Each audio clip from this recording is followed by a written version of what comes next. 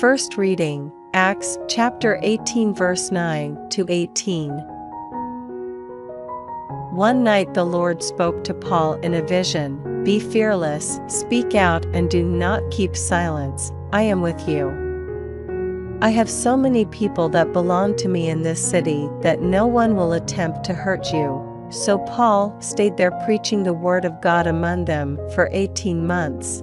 But while Gallio was proconsul of Achaia, the Jews made a concerted attack on Paul and brought him before the tribunal, saying, "We accuse this man of persuading people to worship God in a way that breaks the law." Before Paul could open his mouth, Gallio said to the Jews, "Listen, you Jews. If this were a misdemeanor or a crime, it would be in order for me to listen to your plea. But if it is only quibbles about words and names, and about your own law, then you must deal with it yourselves. I have no intention of making legal decisions about these things."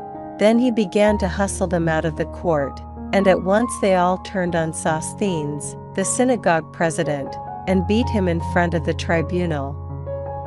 Gallio refused to take any notice at all. After staying on for some time, Paul took leave of the brothers and sailed for Syria, accompanied by Priscilla and Aquila. At Cenchreae he had his hair cut off, because of a vow he had made. Responsorial Psalm, Psalms chapter 47 verse 2 to 3, 4 to 5, 6 to 7.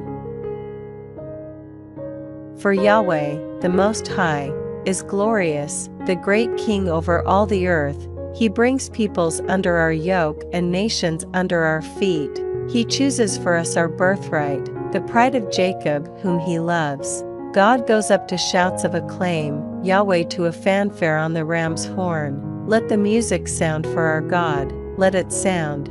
Let the music sound for our King, let it sound. For he is King of the whole world, learn the music. Let it sound for God. Gospel, John chapter 16 verse 20 to 23. In all truth I tell you, you will be weeping and wailing while the world will rejoice. You will be sorrowful, but your sorrow will turn to joy. A woman in childbirth suffers, because her time has come. But when she has given birth to the child, she forgets the suffering in her joy that a human being has been born into the world. So it is with you, you are sad now, but I shall see you again, and your hearts will be full of joy, and that joy no one shall take from you. When that day comes, you will not ask me any questions. In all truth I tell you, anything you ask from the Father he will grant in my name.